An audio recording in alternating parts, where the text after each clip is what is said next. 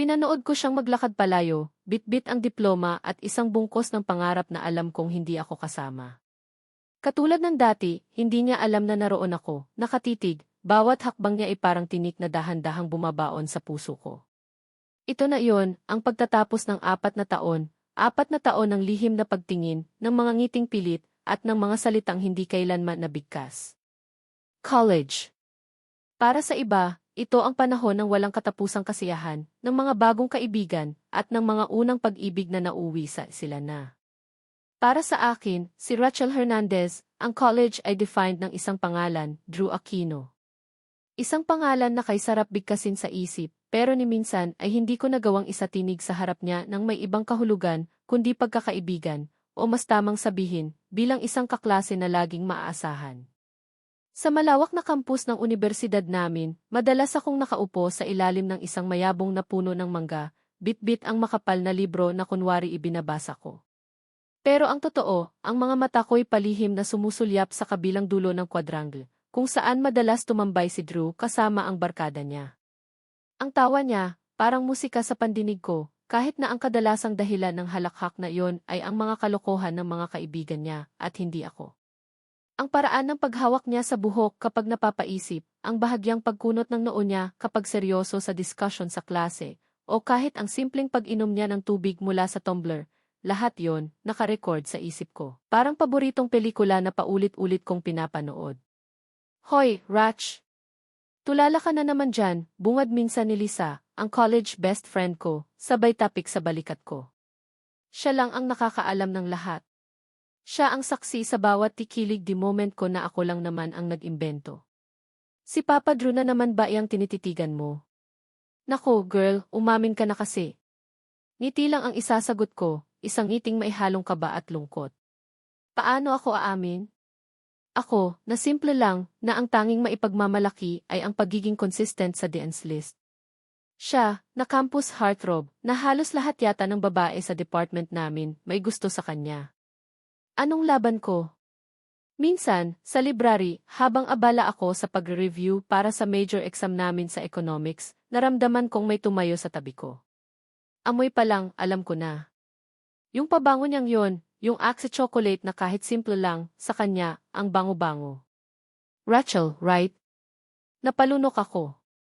Dahan-dahan akong lumingon, pinipilit na maging normal ang ekspresyon ng mukha ko. Ah! Drew! Bakit? Umiti siya, at parang biglang lumiwanag ang buong seksyon ng library na kinaroroonan namin. Yung ngiting yun ang nagpapahirap sa akin matulog sa gabi. Pwede ko bang mahiram yung notes mo sa last topic? Medyo na late kasi ako ng pasok noon, may inasikaso lang. Halos mahulog ang pangako. Si Drew Aquino nang hihiram ng notes sa akin. Sa dinami-dami ng pwede niyang lapitan, ako pa. Ah, CJ. Ito Inabot ko ang notebook ko, nanginginig pa ang kamay. Sana lang hindi niya napansin. Sana lang malinis ang pagkakasulat ko. Sana lang walang kung anong doodla ng pangalan niya sa gilid ng mga pahina. Shimei! Thanks, ha, sabi niya habang tinitingnan ang notes ko. You're always reliable, Rachel. Maaasahan ka talaga. Tapos, umiti ulit siya at umalis na. You're always reliable. Yun lang. Pero para sa akin, parang sinabi na niyang I like you. Ewan ko ba, ang babaw ng kaligayahan ko pagdating sa kanya. Yung simpleng papuri niya, ginawa kong big deal. Yung ilang segundong interaksyon na iyon, naging highlight ng buong linggo ko. Gabi-gabi, bago matulog, isusulat ko sa luma kong diary ang lahat. Mula sa kung anong kulay ng t-shirt niya noong araw na iyon, hanggang sa kung paano niya ako tinignan, o kung nagkataon bang nagkasabay kami sa pila sa kantin. Dear Diary. October 16 na. Ngumiti si Drew sa akin kanina sa hallway. Nag-hello siya. Kinikilig pa rin ako hanggang ngayon. Sana mapansin niya na ako. Sana hindi lang bilang yung kaklase niyang laging may notes. Dear Diary. November 5. Nakita ko siyang may kausap na ibang babae kanina. Ang ganda niya. Mukhang bagay sila. Medyo nasaktan ako. Pero sino ba naman ako para masaktan, di ba? Kaibigan lang. Hindi, kaklase lang pala. Ang diary na yon naging piping saksi sa lahat ng kabaliwan ko. Doon ko lang nailalabas ang totoong nararamdaman ko, ang mga pangarap kong kasama siya, ang mga selos na hindi ko maipakita, at ang sakit ng pagiging invisible sa paningin ng taong pinakamahalaga sa iyo. May mga pagkakataon na sinusubukan kong kausapin siya, yung totoong usap, hindi lang tungkol sa school. Pero laging nauunahan ng kaba. Magpaplano ako ng sasabihin, pero pag nandyan na siya, biglang naubusan ako ng salita. Para akong isdang iniahon sa tubig, nagkakawag-kawag pero walang boses. Ratch, chance mo na, bulong minsan ni Lisa noong acquaintance party namin. Nakita naming mag-isang nakatayo si Drew malapit sa punch bowl. Lapitan mo na. Say hi. Ask him to dance. Pinagpawisan ako ng malamig. Nahihiya ako, Liz. Saka, baka may hinihintay siyang iba. Umiling si Lisa. Hay naku, Rachel. Kung hindi ka kikilos, paano ka mapapansin? Forever ka na lang tititig sa malayo? May punto siya. Pero ang hirap. Ang hirap labanan ng sarili mong takot at insecurities. Dumating ang graduation day.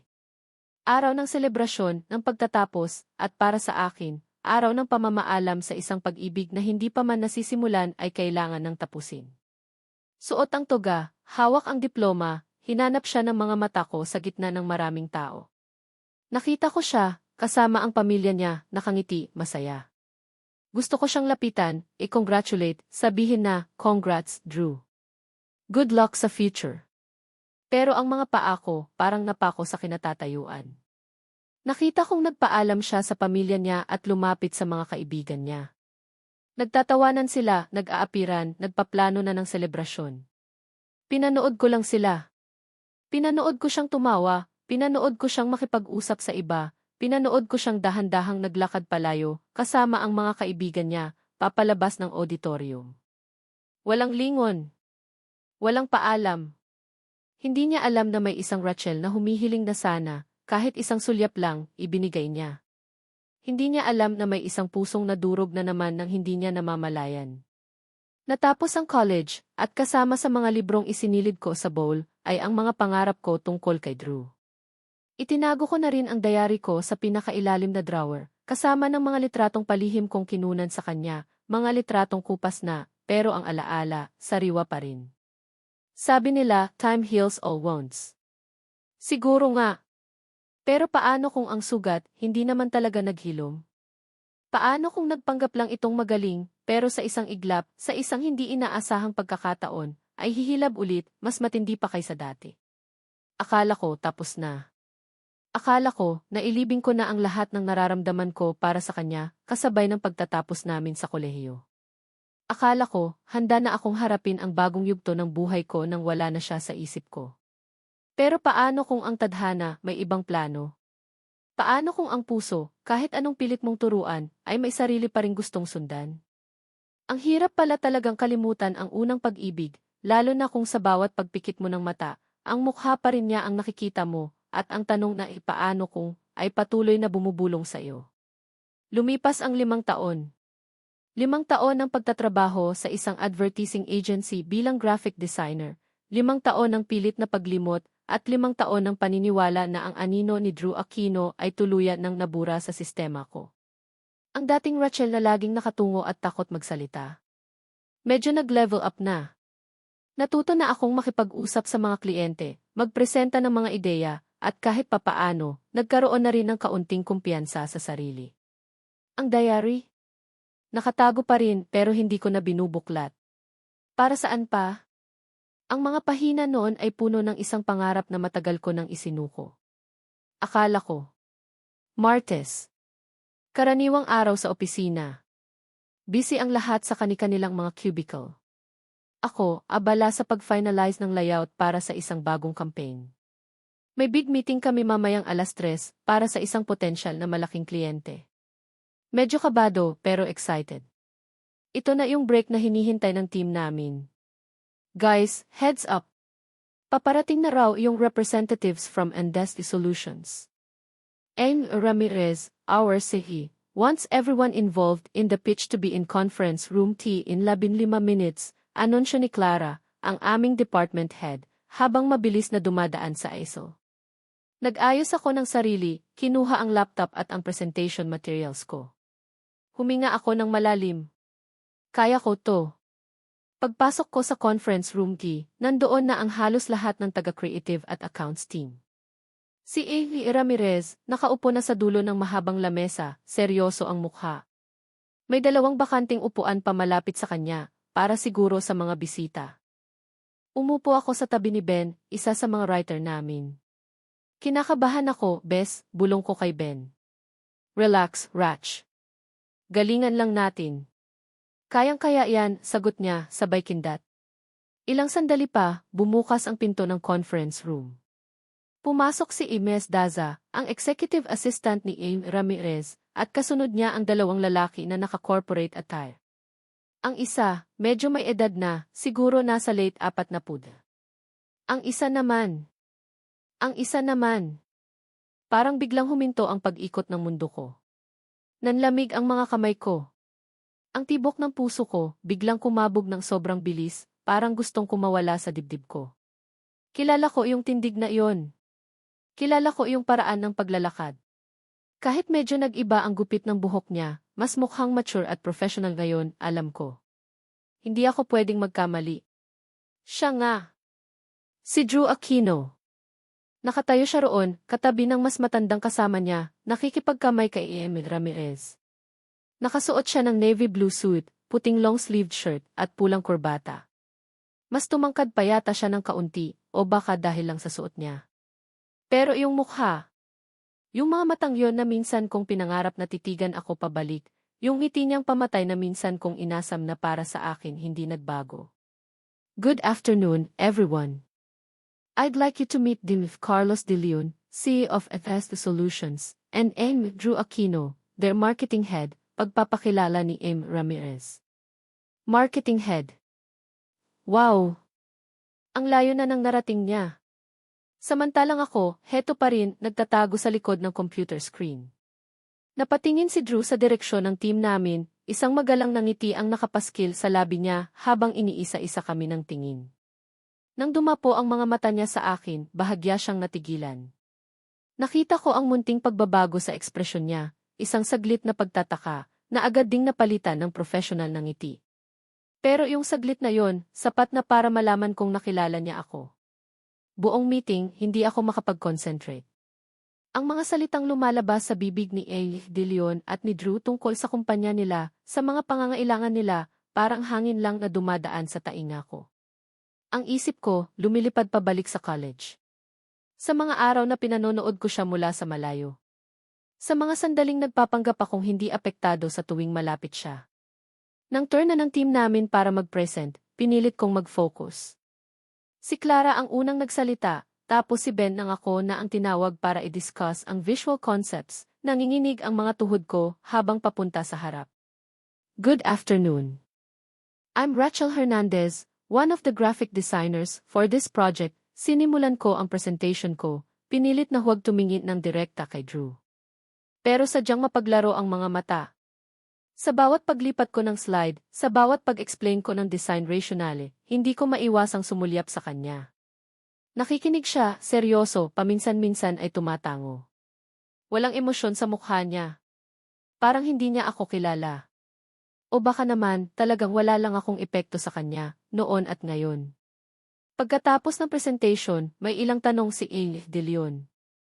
Si Drew, nanatiling tahimik pero mataman ang pakikinig. Nang matapos ang C&A, nagpasalamat si A. Ramirez. Thank you for the comprehensive presentation. We'll review this internally and get back to you soon, sabi ni A. De Leon, tumatayo na. Nakahinga ako ng maluwag. Natapos din. Habang nagliligpit kami ng gamit, naramdaman kong may lumapit sa akin. Rachel. Napatigil ako sa pagpasok ng laptop sa bag ko. Boses niya. Boses na ilang taon ko ring hindi narinig, pero tandang-tanda ko pa rin ang tono. Dahan-dahan akong humarap. Nakatayo siya sa harap ko, mas malapit ngayon. Naamoy ko ulit yung pamilyar na pabango, pero maihalong ibang scent ngayon, mas mature, mas corporate. Drew, sabi ko, pinipilit na maging kalmado ang boses ko, kahit na sa loob-loob ko, nagwawala na ang mga paru-paro. Ikaw pala yan.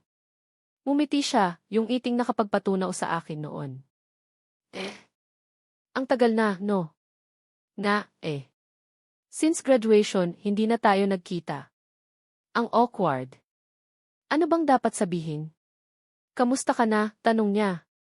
Magaling yung presentation mo kanina. Especially the visual concepts. Ikaw pa rin talaga, reliable. Reliable. Yun na naman. Parang déjà vu. Napangiti ako ng mapait, pero tinago ko yun. Salamat. Ikaw kamusta? Marketing head ka na pala ng Idesco. Congrats. Thanks. Medyo malayo na rin ang narating mula noong college. Ikaw, dito ka na nag-work ever since. Second job ko na to, actually. So, ano-anong ginagawa mo dito? Tanong ko, kahit alam ko na ang sagot. Para lang may masabi. Necco is looking to rebrand. We're exploring potential agencies. Your company is one of those we're considering. I see. Tumango-tango ako. Ang hirap mag-isip ng susunod na sasabihin. Ang dami kong gustong itanong pero walang lumalabas sa bibig ko. Biglang may tumawag sa kanya. Drew, let's go. Si M. De Leon. Coming, sir, sagot ni Drew. Binalik niya ang tingin sa akin. It was nice seeing you again, Rachel. Nice seeing you too, Drew. Akala ko aalis na siya. Pero huminto siya ulit. Hey, baka gusto mong magkape minsan? Para makapag-catch up naman tayo properly. Kung okay lang sa'yo. Natigilan ako. Kape? Catch up. Si Drew Aquino, inaaya akong magkape. Ang puso ko, nagparty na naman. Sige, mabilis kong sagot bago pa ako magbago ng isip. Even not. Sinubukan kong mag-sound casual na parang wala lang. Great. Ngumiti siya. Yung ngiting yon parang nang aakit. I'll get your number from I'm sure can find a way. Or maybe text me yours. Inabot niya ang phone niya. Nag-aalangan man, kinuha ko at tinipe ang numero ko. Ayan. Got it. I'll text you. Tapos, tumalikod na siya at sumunod kay N. De Leon. Naiwan akong nakatayo roon parang na-estatwa. Pinapanood ko siyang maglakad palayo, katulad noon. Pero ngayon, may dala siyang pangako. Isang pangako ng kape, ng catch-up. Hi, girl. Anyari sa'yo? Nakakita ka ng multo, tanong ni Ben, na kanina pa pala tapos magligpit at nakatingin sa akin. Umiling lang ako, hindi pa rin makapaniwala sa nangyari. Oh, wala. Tara na. Pag-uwi ko sa apartment ko ng gabing iyon, hindi ako mapakali. Nagpahinga ako sa sofa, pero ang isip ko, puno ni Drew. Si Drew na bumalik. Si Drew na gusto akong makita ulit. Hindi ko napigilan ang sarili ko. Pumunta ako sa drawer kung saan ko itinago ang luma kong diary. Matagal ko itong tinitigan bago ko binuklat. Amoy luma na ang mga pahina. Ang sulat ko parang sulat ng bata. Binasa ko ang ilang entries. Napangiti ako, napailing. Ang babaw ko noon. Pero ngayon, kumuha ako ng bagong notebook, yung maganda, yung may matigas na cover. Binuksan ko ito sa unang pahina. Kumuha ako ng ballpen. Matagal bago ako nagsimulang magsulat. November 12. Nagkita kami ulit. After 5 years. Si Drew. Nandito siya. Sa opisina. Kinausap niya ako. Inaya niya akong magkape. Hindi ko alam kung anong dapat maramdaman. Akala ko wala na. Akala ko naka-move on na ako. Pero kanina, noong nakita ko siya, noong humiti siya, noong kinausap niya ako parang bumalik lahat. Yung kaba. Yung kilig. Yung pag-asa. Pero iba na ngayon. Hindi na kami mga bata. May mga trabaho na kami. May mga sarili ng buhay. Bakit parang hindi pa rin nawawala? Bakit yung puso ko, ganito pa rin kabilis ang tibok kapag siya ang kaharap? Natatakot ako. Natatakot ako na baka umasa na naman ako. Natatakot ako na baka masaktan na naman ako. Pero isang parte sa akin gustong sumubok. Isang parte sa akin gustong malaman kung anong mangyayari. Kape lang naman, di ba? Catch up lang. Pero bakit parang ang big deal? Isinara ko ang notebook. Humiga ako sa kama, pero ang mga mata ko, dilat na dilat. Ang daming tanong sa isip ko. Ang daming to what ifs. Ang tadhana nga naman mapaglaro. Kung kailan akala mo payapa na ang lahat, saka naman niya ibabalik yung taong minsan nang ginulo ang mundo mo. Handa na ba ako? O isa lang itong laro na ako na naman ang talo sa huli? Lumipas ang ilang araw matapos ang muli naming pagkikita ni Drew. Totoo nga, nag-text siya. Mga simpleng kumustahan lang noong una. Tungkol sa trabaho, sa mga dating kaklase na paminsan-minsan pa naming nakakausap. Bawat reply niya, pinag-iisipan ko ng mabuti. Ayokong magmukhang atat, pero deep inside, gustong-gusto ko siyang kausap. Ang hirap magpigil ng kilig sa bawat haha o emoji na sinsend niya. Hanggang sa isang Biyernes, nag-aya ang department namin ng impromptu na dinner and drinks. Katatapos lang ng isang major project at kailangan daw mag-unwind. Sakto namang nag-text si Drew. Drew, hey Rachel. Busy ka ba tonight? Baka pwede na tayong mag-coffee. Napangiti ako. Ito na iyon. Pero may lakad kami ng team. Rachel, hi Drew. May team dinner kami tonight eh. Sayang. Hindi ko alam kung bakit ko sinabing di sayang. Siguro dahil gusto ko talagang matuloy yung kape namin. Drew, oh, I see. Saan yan? Baka pwede akong sumaglit if ever malapit lang. I'm actually around your office area. May tinapos lang na meeting. Doble ka ba? Nandito siya malapit. Sasaglit siya. Para saan? Para sa akin. O baka naman friendly gesture lang talaga? Rachel, dito lang kami sa may resto bar sa kanto ng building. Chill lang. If you want to drop Billy, yi lang. Agad akong nagsisi sa sinabi ko. Bakit ko siya in-invite? Baka isipin niya ang feeling close ko naman. Pero huli na. Nasend ko na. Ilang minuto pa, nag-reply siya. Drew, Sage. Baka dumaan ako. See you. Rachel, see you. Parang may kuryenteng dumaloy sa buong katawan ko. Diyos ko, anong gagawin ko? Okay lang ba yung suot ko? Simple lang, office attire pa rin na medyo ni-retouch lang. Naglagay ako ng konting lipstick. Nag-spray ng pabango. Kinakabahan ako na ewan. Dumating kami sa resto bar. Maingay. Masaya ang lahat. Order dito, order dun. Tawanan. Kwentuhan. Ako, medyo wala sa sarili. Panay ang sulyap ko sa pinto, nag-aabang. Okay ka lang, Rach? Tanong ni Clara, na napansin yata ang pagka-distract ko. Kanina ka pa parang may hinihintay. Ha? Wala. Medyo pagod lang siguro. Palusot ko. Maya-maya, habang nasa kalagitnaan kami ng masayang biruan, nakita ko siyang pumasok. Si Drew.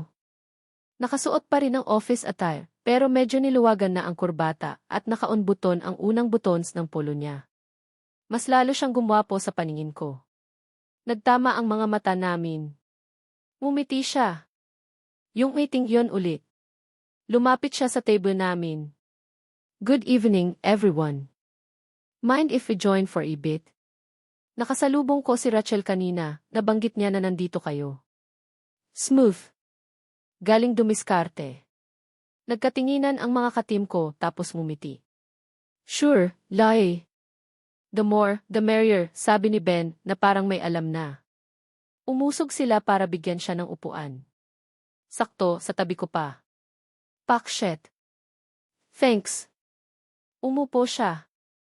Ang bango niya, naamoy ko na naman. So, anong celebration natin dito? Post-project unwind lang, sagot ni Clara. Ikaw, anong ginagawa mo sa area na to? Taga dito ka ba? May office din kami malapit dito. And, well, may kakausapin din sana ako for coffee, sabi ni Drew, sabay sulyap sa akin. Namula yata ako. Uminom ako ng tubig para itago ang pagkailang. Ang mga ka-team ko, nagkatinginan na naman, may mga nakakalokong ngiti sa labi. Nagpatuloy ang inuman at kwentuhan. Si Drew, mabilis naka-blend in sa grupo. Magaling siyang makisama. Palatawa. May sense of humor. Paminsan-minsan, nagkakatinginan kami tapos ngingitian niya ako. Ang puso ko parang sasabog na sa kilig. Habang tumatagal ang gabi, paunti na ng paunti ang tao. Ang iba, nagpaalam ng umuwi. Naiwan kami ni Ben, Clara, ako, at si Drew. Medyo may tama na rin kami ng alak. Ako, hindi masyado, pero ramdam ko na ang epekto. Si Drew, mukhang sanay uminom. Grabe, ang saya pala kasama ng team nyo, Rachel, sabi ni Drew, habang umiinom ng beer. Medyo namumula na ang mukha niya, pero klaro pa rin ang pananalita. Masaya talaga kami. Parang pamilya na rin, sagot ko, nakangiti. Totoo naman. Naalala ko noong college, bigla niyang sabi, nakatingin sa akin. Tahimik ka lang lagi. Pero alam mo, napapansin kita. Natigilan ako. Napapansin niya ako. Talaga? Tumango siya, tapos tumawa ng bahagya. Lalo na kapag seryoso kang nag-aaral sa library. O kaya kapag nagre-recite ka sa klase. Ang talino mo kaya. Hindi ako makapagsalita. Yung mga bagay na akala ko, ako lang ang nakakaalam, yung mga effort ko na akala ko, walang nakakapansin na papansin pala niya. Kung nalaman ko lang dati na may something ka pala, dugtong niya, mas seryoso na ang boses. Tumingin siya ng diretso sa mga mata ko. Parang may kung anong kislap doon. Nanigas ako sa kinaupuan ko. Ano to? Anong ibig niyang sabihin? Alam niya. Paano? Anong ibig mong sabihin, nauutal kong tanong. Pumiti siya, yung ngiting may halong hiya at pang-aakit. Wala. Kalimutan mo na iyon. Pero ang mga mata niya, parang may ibang sinasabi. Nagpaalam na sina Ben at Clara. Kami na lang ni Drew ang naiwan sa table. Ang ingay sa paligid, pero parang kami lang dalawa ang tao doon. Ang tensyon, ramdam na ramdam ko. So, sabi ko, para basagin ang katahimikan. Hindi na natuloy yung kape natin. Pwede pa namang matuloy, sabi niya, lumapit ng kaunti sa akin. Or, pwede ring ibang bagay na lang. Ano raw? Ang bilis ng tibok ng puso ko. Ang init ng mukha ko. Ang alak, siguro. O baka siya. Hindi ko alam kung paano nangyari. Siguro dahil sa alak. Siguro dahil sa mga sinabi niya. Siguro dahil sa 5 taon na paghihintay. Siguro dahil sa pag-asa na biglang nabuhay ulit. Nagkatinginan kami. Matagal. Walang nagsasalita. Ang mga mata niya parang nangungusap. Ang mga mata ko, siguro, sumasagot. Dahan-dahan, lumapit ang mukha niya sa akin. Hindi ako umilad. Gusto ko to, hinintay ko to. Tapos, naramdaman ko ang labi niya sa labi ko. Malambot. Mainit. Mapusok. Isang halik na hindi ko inaasahan, pero parang matagal ko nang pinapangarap. Ang mga kamay niya, humawak sa bewang ko, hinihila ako palapit. Ang mga kamay ko, napahawak sa braso niya. Ang tagal ng halik na iyon. Parang walang katapusan. Bawat segundo, ninamnam ko. Ang lasa ng beer, ang init ng hininga niya, ang tibok ng puso niya na naririnig ko na yata. Nang maghiwalay ang mga labi namin, pareho kaming humihingal. Nakatitig lang kami sa isa't isa. Walang salita. Rachel, bulong niya. Ang boses niya, medyo paos. Hindi ko alam ang sasabihin ko. Ang alam ko lang, ang saya-saya ko. Ang gaan-gaan ng pakiramdam ko. Parang lumulutang ako. Nag-aya na siyang umuwi. Medyo late na rin. Nag-offer siyang ihatid ako, pero tumanggi ako. Sabi ko, kaya ko naman. Ang totoo, gusto ko munang mapag-isa. Gusto kong iproseso ang lahat ng nangyari. Pagdating ko sa apartment, napasandal ako sa pinto. Napahawak ako sa dibdib ko. Ang puso ko, ang bilis pa rin ng tibok. Napangiti ako. Isang ngiting abot tenga. Ito na ba iyon? Ito na ba yung simula ng kwento namin? Yung pangarap ko noon, magkakatotoo na ba? Pumunta ako sa salamin. Tinitigan ko ang sarili ko. May lipstick pa rin pero medyo smudge na. Napangiti ulit ako. Binuksan ko ang bago kong diary. Nanginginig pa ang kamay ko habang nagsusulat. November 18, late night. Hindi ako makapaniwala. Hinalikan niya ako. Si Drew. Hinalikan niya ako. Ang saya ko. Sobrang saya ko. Hindi ko ma-explain. Sabi niya, napapansin niya ako noon. Sabi niya, kung nalaman lang daw niya. Ano iyon? Na may gusto rin siya sa akin noon? Na pwede pala kami? Ang halik na iyon, totoo ba iyon? O dala lang ng alak? Pero ang sabi ng puso ko, totoo. Naramdaman ko. Ito na ba iyon, Lord? Ito na ba yung sagot sa mga dasal ko noon? Sana. Sana ito na nga. Hindi ako makatulog. Paulit-ulit na nagpe-play sa isip ko yung halik. Yung mga sinabi niya. Ang sarap sa pakiramdam. Parang panaginip. Sana hindi ako magising. Pinikit ko ang mga mata ko, yakap-yakap ang unan.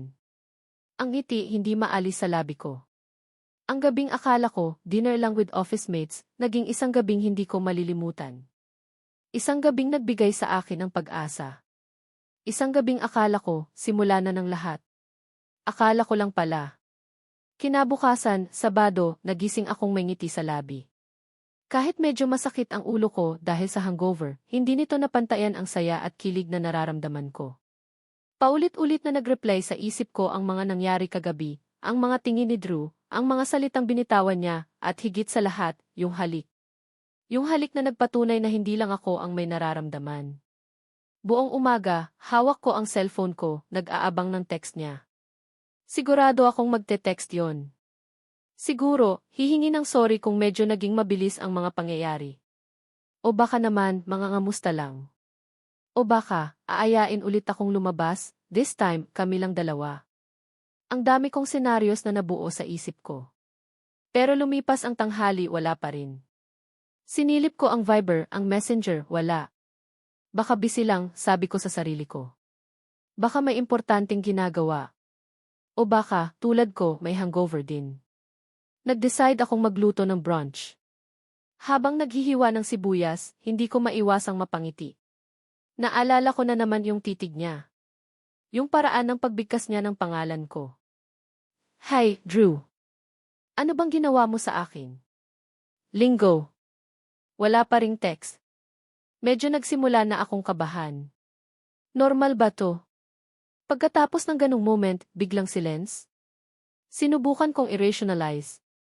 Baka nahihiya siya. Baka nag-iisip kung paano ako kokontakin. Baka ayaw niyang magmukhang aggressive. Pero may maliit na boses sa utak ko na nagsasabing, Rachel, huwag kang assuming.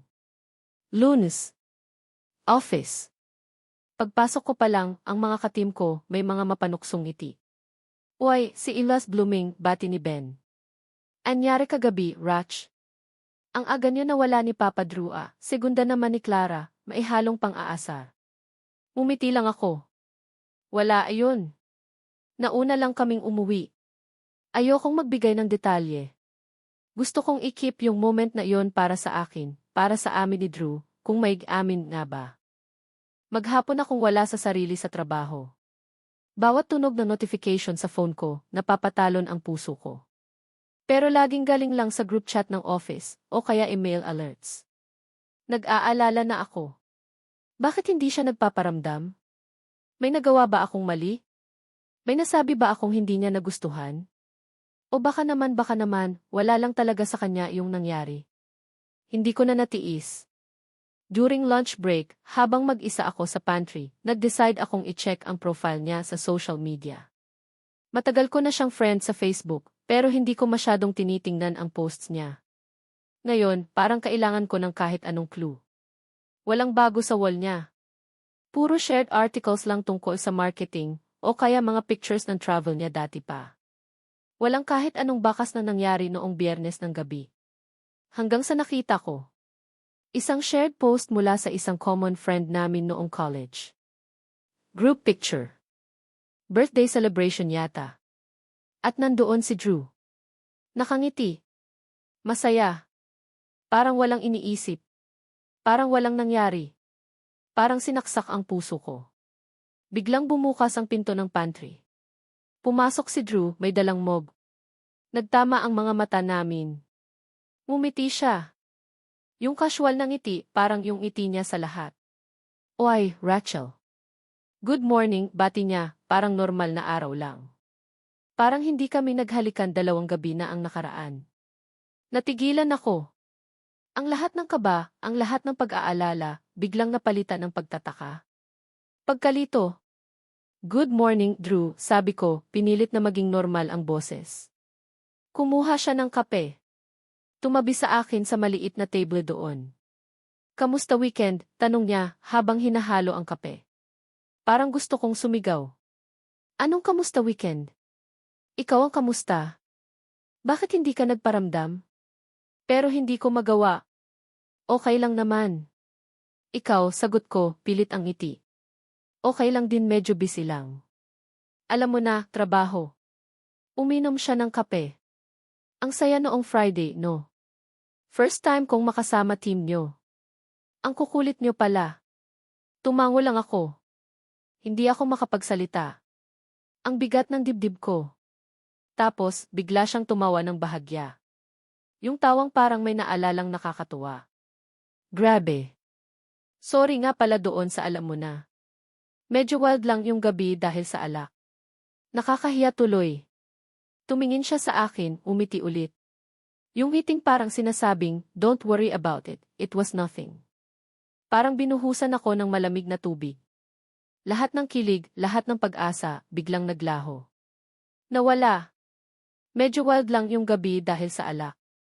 Nakakahiya tuloy. Yun lang yun. Isang lasing na hirit. Isang bagay na dapat ikahiya. Ang halik na yon na para sa akin ay napaka-espesyal, para sa kanya, isang pagkakamali lang na dulot ng kalasingan. Pinilit kong umiti. Isang ngiting mapait. Isang ngiting nasasaktan. Wala ayun. Lasing lang tayong lahat noon. Sinubukan kong mag-sound na parang wala lang din sa akin. Pero sa loob-loob ko, durog na ako. Good to know, sabi niya, tapos tumayo na. Sige, balik na ako sa trabaho. Dami pang gagawin. Ingat ka. Tinapik niya pa ako ng bahagya sa balikat bago umalis. Naiwan akong mag-isa sa pantry, tulala. Ang kape ko, lumamig na. Parang puso ko. Ang sakit. Sobrang sakit. Parang yung sakit na naramdaman ko noong college, pero times 10. Kasi ngayon, umasa ako. Umasa ako na baka this time, iba na. Baka this time, totoo na. Pero hindi pala. Ako lang pala ulit ang nag-assume. Ako lang pala ulit ang nagbigay ng kahulugan sa mga bagay na para sa kanya, wala lang. Tumayo ako, nanginginig ang mga kamay. Pumunta ako sa restroom. Pagpasok ko sa cubicle, doon na bumuhos ang mga luha ko. Tahimik lang akong umiiyak, ayokong may makarinig. Ang sakit-sakit. Ang tanga-tanga ko. Bakit ba ako naniwala? Bakit ba ako nagpadala? Paulit-ulit na nag-reply sa isip ko yung sinabi niya. Sorry, medyo wild lang yung gabi dahil sa alak. Ang sakit. Para akong sinampal ng katotohanan. Ang lahat ng pinangarap ko sa loob ng 2 araw, gumuho lahat sa isang iglap. Nang medyo kumalma na ako, naghilamos ako ng mukha. Pinilit kong ayusin ang sarili ko. Kailangan kong bumalik sa trabaho. Kailangan kong magpanggap na okay lang ako. Pagbalik ko sa cubicle ko, may text message. Mula kay Drew. Drew, ingat sa uwi mamaya. Traffic pa naman. Napatingin ako sa message. Isang simpleng paalala. Isang friendly gesture. Wala nang iba. Para bang sinasabi niya na, let's just be friends. Let's forget what happened. Hindi ko na napigilan ang luha ko. Yumuko ako sa desk ko at doon na naman umiyak. Mahina lang pero ramdam ko ang bawat patak ng luha. Lasing hirit lang pala lahat. Ang sakit. Ang sakit umasa. Isinara ko ang diary ko ng gabing yon. Walang laman. Ayokong isulat ang sakit. Ayokong maalala pa. Gusto ko na lang kalimutan. Pero paano? Paano kakalimutan ang isang bagay na minsan mo nang pinaniwalaan? Ang hirap. Sobrang hirap. Lumipas ang mga araw pagkatapos ng key insidente sa pantry.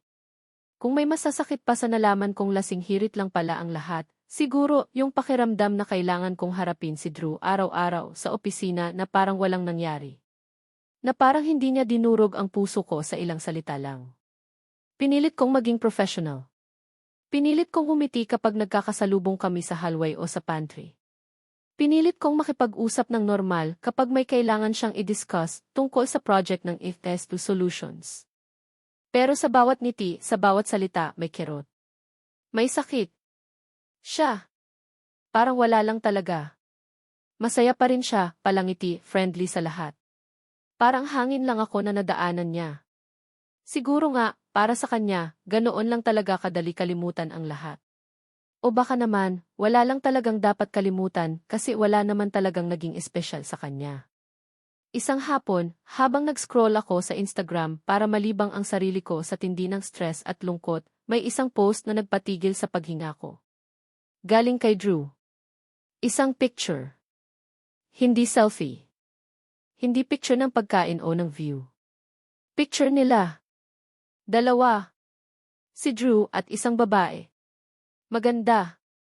Nakangiti sila pareho, magkadikit ang mga ulo. Nasa isang beach yata sila, may sunset sa likod. Ang caption, 4 years strong and counting. Happy anniversary, July love. To more adventures with you. I love you. Parang may bombang sumabog sa harap ko. Ang mga mata ko, nanlalaki, nakatitig sa screen ng cellphone. Hindi ako makagalaw. Hindi ako makahinga. Paulit-ulit kong binasa yung caption. 4 years strong. And my love. I love you. 4 na taon. May girlfriend na siya. For 4 years. Ibig sabihin, noong college pa lang kami, baka sila na? O baka pagkatapos namin gumraduate. Pero 4 na taon? Ang tagal na noon. At ako na umasa. Ako na naniwala.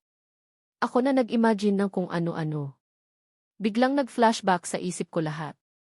Yung mga tingin niya. Yung mga ngiti niya. Yung sinabi niyang kung nalaman ko lang dati na may something ka pala. Yung halik. Lahat yon kasinungalingan. Lahat yon isang malaking laro lang para sa kanya. Habang may girlfriend siya, nagawa niya akong halikan. Nagawa niyang magparamdam ng kung anong hindi naman totoo. Ang sakit, parang tinutusok ng libu-libong karayom ang puso ko. Ang galit, biglang umakyat sa ulo ko. Ang pagkadismaya, hindi ko maipaliwanag. Nanginginig ang mga kamay ko habang tinitingnan pa rin ang picture. Ang ganda ng girlfriend niya. Mukhang mabait. Mukhang bagay sila. Perfect couple. Ako. Sino ako sa kwento nila? Isa lang extra. Isang pampalipas oras. Isang babaeng naloko. Tumayo ako at naglakad papuntang dala ang cellphone. Pumasok ulit ako sa cubicle, doon ibinuhos ang sama ng loob. Hindi na lang luha, kundi hikbi. Malakas na hikbi. Wala na akong pakialam kung may makarinig. Ang sakit-sakit. Sobra. Bakit? Bakit niya ginawa iyon? Anong kasalanan ko sa kanya? Minahal ko siya ng patago nang walang hinihinging kapalit. Tapos noong nagkaroon ng pagkakataon, umasa ako. Tapos ito. Ito ang igaganti niya sa akin. Pinunasan ko ang mga luha ko. Tiningnan ko ulit ang picture. Ang saya nila. Ang saya ni Drew. Mukhang in love na in love. At ako, heto, umiiyak dahil sa kanya. Dahil sa panloloko niya. Naalala ko yung sinabi niya sa pantry. Sorry, medyo wild lang yung gabi dahil sa alak. Siguro, hindi lang yon ang ibig niyang sabihin. Siguro, ang totoong ibig niyang sabihin ay, sorry, may girlfriend ako. Hindi dapat nangyari yon. Pero hindi niya sinabi. Hinayaan niya akong umasa. Hinayaan niya akong mag-isip na baka may pag-asa. Ang duwag niya. At ang tanga ko.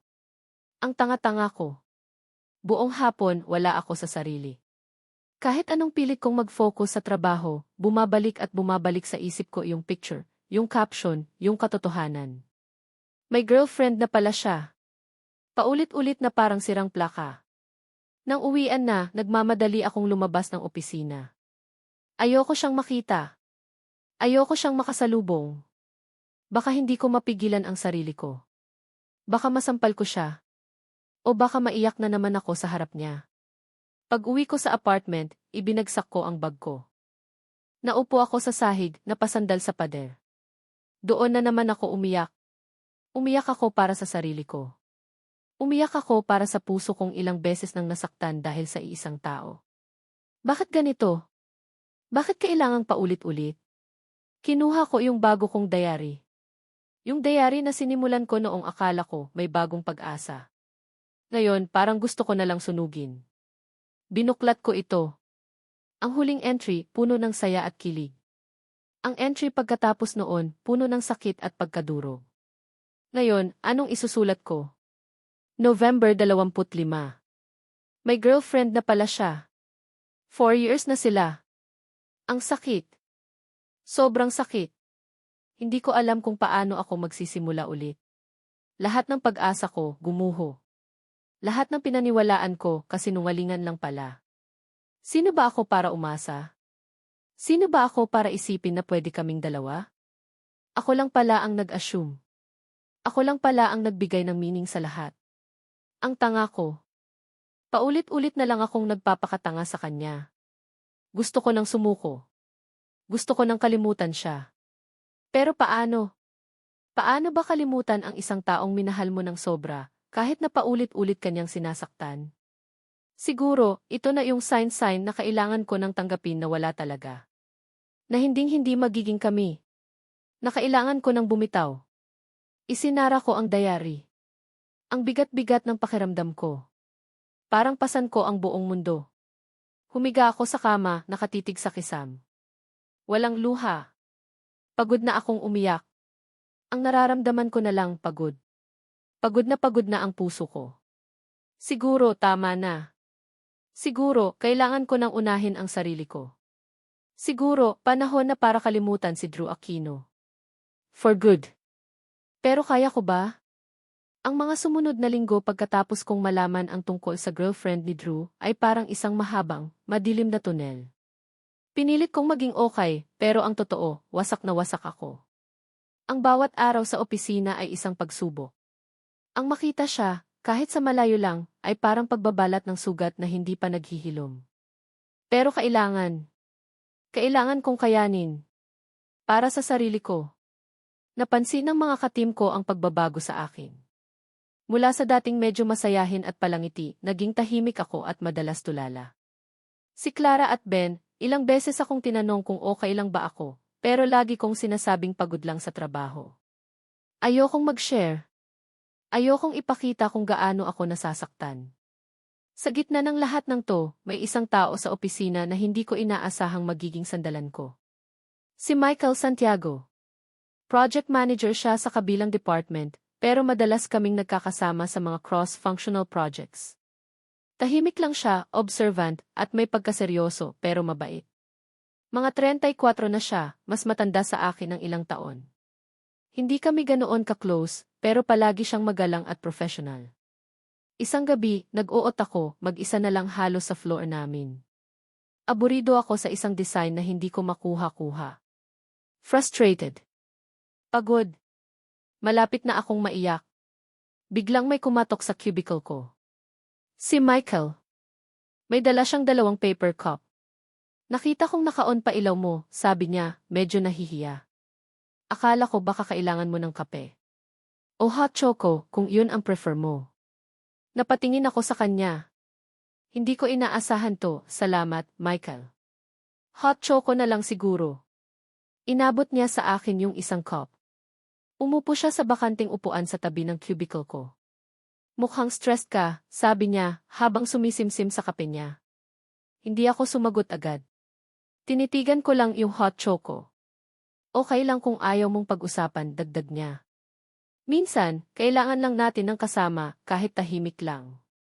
Hindi ko alam kung bakit, pero sa sinabi niyang iyon, parang gumaan ang pakiramdam ko.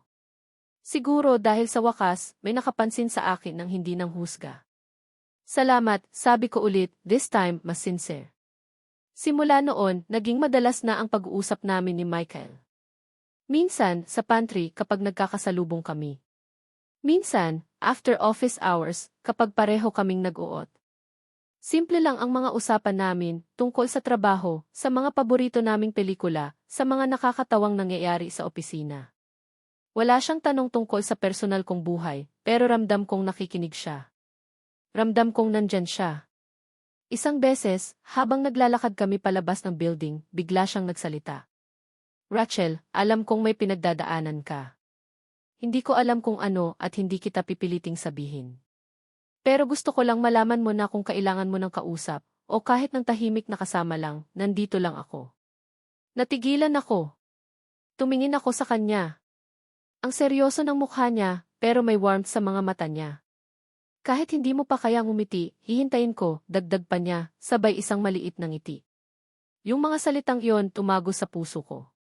Sa unang pagkakataon sa loob ng mahabang panahon, naramdaman kong hindi ako nag-iisa. Dahan-dahan, nagsimula akong mag-open up sa kanya. Hindi lahat, pero yung mga kaya ko nang bitawan. Kinwento ko sa kanya, nang hindi binabanggit ang pangalan ni Drew, ang tungkol sa isang matagal ko nang gusto, ang mga umasa moments, ang sakit ng paulit-ulit na pagkabigo. Hindi niya ako hinusgahan. Nakinig lang siya. Tumango. Minsan, nagbibigay ng payo, pero mas madalas, pinaparamdam lang niya na naiintindihan niya ako. Alam mo, Rachel, sabi niya isang beses, habang kumakain kami ng lunch sa labas ng opisina, hindi kasalanan ang magmahal.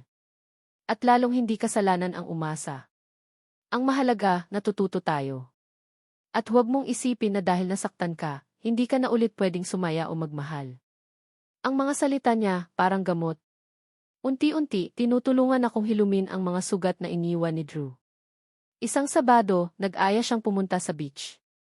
Para makalanghap naman tayo ng sariwang hangin, sabi niya. Nag-aalangan pa ako noong una, pero pumayag din ako. Matagal na rin akong hindi nakakapag-relax. Habang nakaupo kami sa buhanginan, pinapanood ang paglubog ng araw, bigla kong naramdaman ang kamay niya na humawak sa kamay ko. Nagulat ako, pero hindi ako umalma. Ang init ng kamay niya, komportable. Wala kang dapat ikahiya, Rachel, sabi niya, nakatingin sa dagat. Ang nararamdaman mo, valid yan. Ang mga naging desisyon mo, parte yan ng kung sino ka ngayon. Huwag mong hayaang i-define ka ng sakit ng nakaraan. Tumingin siya sa akin, umiti. You deserve to be happy. You deserve a love that is real, a love that is kind, and a love that stays. Nang mga sandaling yon, habang hawak niya ang kamay ko at nakatingin ako sa mga mata niyang puno ng sinseridad, may kung anong kumislap sa dibdib ko. Isang emosyon na matagal ko nang hindi naramdaman. Hindi kilig na tulad ng kay Drew. Iba to, mas kalmado. Mas payapa. Pag-asa. Simula noon, mas naging malapit kami ni Michael. Hindi pa kami, pero alam kong may special na sa pagitan namin. Ang mga usapan namin mas lumalim. Ang mga ngiti ko mas naging totoo. Natuto akong tumawa ulit, yung tawang galing sa puso. Madalas niya akong ihatid sundo. Minsan, nagdi-dinner kami sa labas. O kaya, manonood ng scene. Mga simpleng bagay pero puno ng saya. Sa piling niya, nararamdaman kong ligtas ako. Nararamdaman kong ako. May isang gabi, habang naglalakad kami pa uwi galing sa dinner, bigla akong napatanong sa sarili ko. Ito ba ang pagmamahal na walang sakit? Ito ba yung pagmamahal na hindi ka iiwanang umiiyak? Ito ba yung pagmamahal na hindi mo kailangang ipagpilitan? Hindi ko pa alam ang sagot. Pero sa piling ni Michael, nararamdaman kong posible. Posibleng magmahal ulit. Posibleng magtiwala ulit. Hindi na si Drew ang laman ng diary ko. Si Michael na. Ang mga simpleng gestures niya, ang mga nakakatuwang kwentuhan namin, ang mga payo niya na tumatatak sa isip ko. December 1-0. Ang saya ko ngayon. Kasama ko si Michael buong araw. Pumunta kami sa isang book fair. Ang dami naming tiningnan na libro. Tapos, kumain kami ng fishball sa tabi ng daan. Simple lang pero ang saya. Sa tuwing kasama ko siya, gumagaan ang pakiramdam ko. Nakakalimutan ko iyong sakit.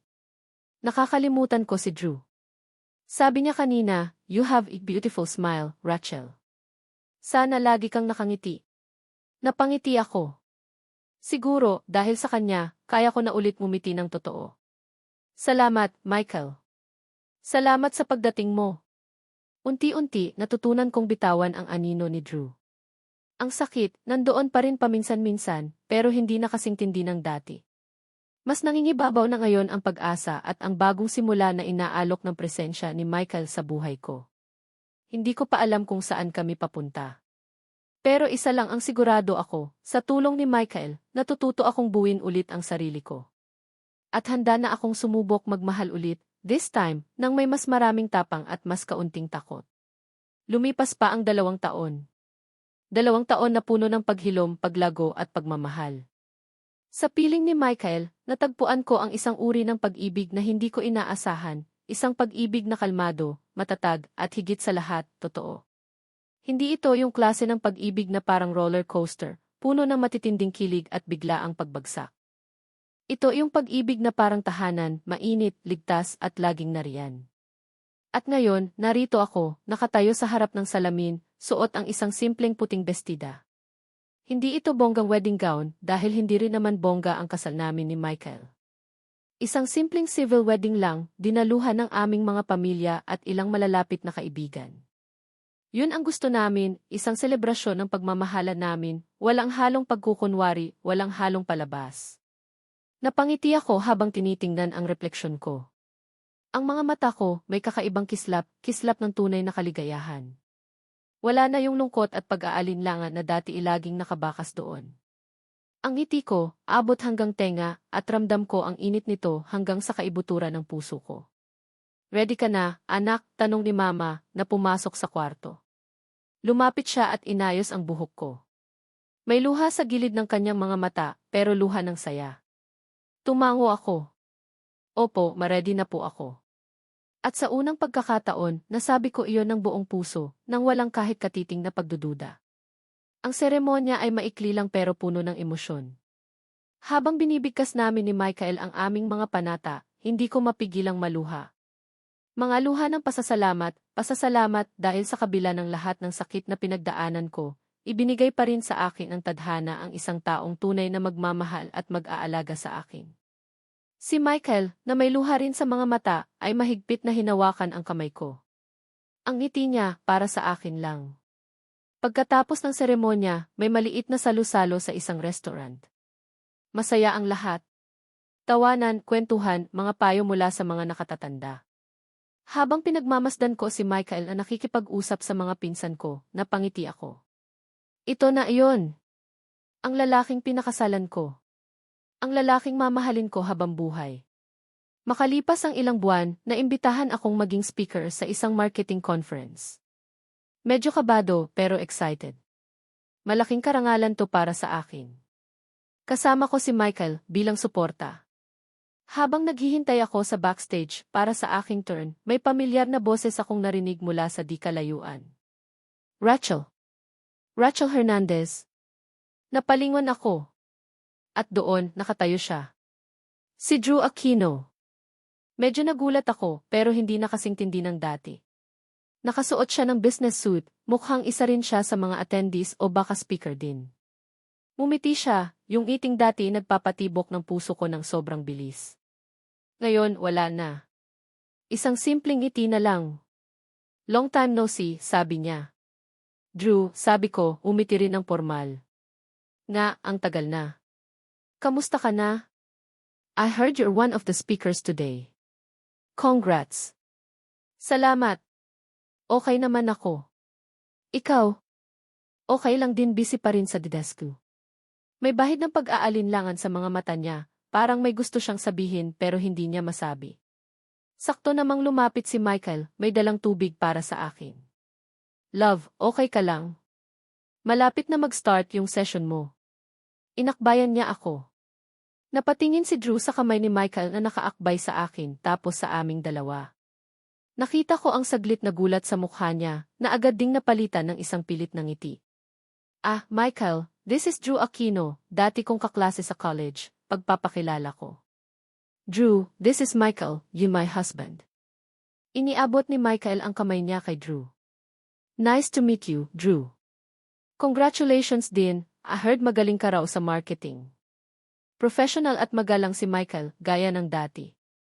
Nice to meet you too, Michael. And congratulations sa inyo, sabi ni Drew, medyo alanganin ang tono. Nagkamayan sila. Ang tagal ang tinginan nila, parang may unspoken conversation na nangyayari. Excuse me, kailangan ko na sigurong mag-ready, sabi ko, para basagin ang awkward na katahimikan. Sure. Good luck sa talk mo, Rachel, sabi ni Drew. Tumango lang siya kay Michael. Tumalikod na kami ni Michael. Habang naglalakad kami papunta sa stage entrance, hindi ko napigilang sumulyap pabalik. Nakatayo pa rin si Drew doon, nakatingin sa amin. Ang mga mata niya hindi ko mabasa. May lungkot ba? May panghihinayang? O baka naman, imahinasyon ko lang yon. Hindi na mahalaga. Ang mahalaga, ang kasama ko ngayon, ang kahawak kamay ko, ay si Michael. Ang asawa ko. Ang taong minahal ako ng buo, nang walang tanong, nang walang pag-aalinlangan. Pagkatapos ng conference, habang nasa kotse kami pauwi, tahimik lang kami ni Michael. Bigla siyang nagsalita. Siya ba iyon? Tanong niya, hindi nakatingin sa akin, pero alam kong alam niya kung sino ang tinutukoy niya. Tumango ako. Siya iyon. Hindi na siya nagsalita pa. Hinawakan lang niya ang kamay ko ng mas mahigpit. Sa simpleng gesture na iyon, naramdaman ko ang suporta niya, ang pag-unawa niya. Walang selos, walang tanong. Tiwala lang. Napangiti ako. Pinisil ko ang kamay niya. Unang pag-ibig. Sabi nila, yan daw ang pinakamatindi, ang hindi malilimutan. Siguro nga. May parte sa puso ko na laging maaalala si Drew, bilang isang aral, bilang isang bahagi ng nakaraan ko na humubog sa kung sino ako ngayon. Ang mga kilig, ang sakit, ang pag-asa, ang pagkabigo, lahat yon naging parte ng paglalakbay ko. Pero hindi laging unang pag-ibig ang tama. Minsan, kailangan mo munang masaktan, kailangan mo munang maligaw, para matagpuan mo yung tamang daan, yung tamang tao para sa iyo. At para sa akin, si Michael ang tamang tao. Siya ang pag-ibig na hindi ko hinanap pero dumating sa tamang panahon. Siya ang pag-ibig na nagturo sa akin kung paano magmahal ulit, at kung paano mahalin ang sarili ko. Isinara ko ang luma kong diary, yung diary na puno ng mga alaala ni Drew. Hindi ko na kailangan isulat pa ang mga nangyari. Ang mahalaga, ang kwento namin ni Michael, hindi na sa papel sinusulat, kundi sa bawat araw na magkasama kami, sa bawat ngiti, sa bawat yakap, sa bawat pagmamahal na ibinibigay namin sa isa't isa. Unang pag-ibig. Hindi man siya ang ending pero salamat sa lesson. Dahil kung hindi dahil sa kanya, marahil hindi ko lubos na mapapahalagahan ang pag-ibig na tunay, ang pag-ibig na tama, ang pag-ibig na para sa akin talaga. Ang pag-ibig ni Michael. Ang aming pag-ibig. At sa wakas, masaya na ako. Tunay na masaya. Sa aking mga minamahal na mambabasa. Una sa lahat, isang taos pusong pasasalamat mula sa kaibuturan ng aking puso. Maraming salamat po sa inyong walang sawang pagsubaybay, sa bawat kabanata na inyong tinutukan, at sa pag-aalay ng inyong oras upang samahan si Rachel sa kanyang paglalakbay. Mula sa mga kilig at sakit ng kanyang kabataan hanggang sa pagtuklas niya ng tunay na pag-ibig at kapayapaan. Habang isinusulat ko ang kwentong ito, para akong naging si Rachel. Naramdaman ko ang bawat pintig ng kanyang puso, ang lihim na paghanga kay Drew, ang sakit ng pag-asa na nauwi sa wala, ang pait ng katotohanan, at ang unti-unting paghilom sa tulong ni Michael. May mga pagkakataon na napapangiti ako habang nagtatype, lalo na sa mga kilig di moments. May mga pagkakataon din namang parang dinudurog ang puso ko, lalo na noong mga panahong nasasaktan siya. Ang pagsulat nito ay naging isang emosyonal na paglalakbay din para sa akin, isang paalala na ang pag-ibig ay hindi laging madali, pero laging may aral na hatid. Ang pinakalayunin ko sa kwentong ito ay hindi lang magpakilig o magpaiyak. Nais kong iparating na hindi lahat ng unang pag-ibig ay ang the one. Minsan, ang mga unang pagkabigo ang siyang magtuturo sa atin ng pinakamahalagang aral tungkol sa ating sarili at kung ano talaga ang deserve natin. Ang paghilom ay isang proseso. Okay lang masaktan, okay lang umiyak, okay lang magluksa. Pero darating ang panahon na kailangan nating bumangon at buuin muli ang ating sarili. Ang tunay na pag-ibig ay darating sa tamang panahon, kasama ang tamang tao. Ito yung pag-ibig na hindi mo kailangang ipagpilitan, yung pag-ibig na magpaparamdam sa iyo ng seguridad, respeto, at kaligayahan. Hindi ito perpekto, pero ito'y totoo. Ang pagpapahalaga sa sarili ay napakahalaga. Bago natin hanapin ang pagmamahal mula sa iba, matutunan muna nating mahalin ang ating sarili, kasama na ang ating mga pagkakamali at kahinaan. Kung kayo man ay nakarelate sa kwento ni Rachel, kung may isang Drew o Michael sa buhay ninyo, o kung kayo mismo ay nasa isang paglalakbay ng pagtuklas sa sarili at pag-ibig, sana ay nakapagbigay ito ng kahit kaunting inspirasyon o aliw sa inyo. Kung nagustuhan ninyo ang sa likod ng tapat kong pagtingin, mangyaring huwag kayong mag-atubiling ibahagi ito sa inyong mga kaibigan, pamilya, o kahit kanino na sa tingin ninyo ay maaaring makakuha ng aral o saya mula rito. At syempre, nais ko ring marinig ang inyong mga saloobin. Mag-iwan lang kayo ng komento sa ibaba. Ano ang pinakapaborito ninyong eksena? Kaninong karakter kayo pinaka-nakarelate? Anong aral ang tumatak sa inyo? Ang inyong mga mensahe at komento ay lubos kong pinapahalagahan. Muli, maraming salamat po. Hanggang sa susunod nating kwentuhan.